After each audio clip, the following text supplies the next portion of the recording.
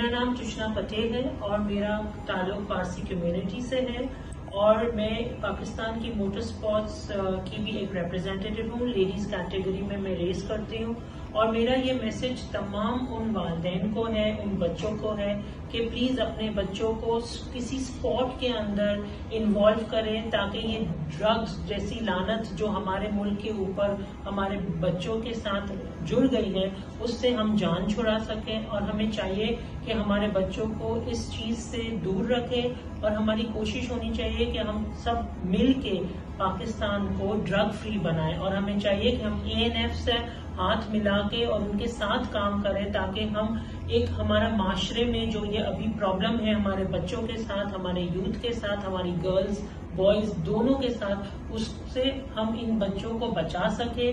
اور say no to drugs.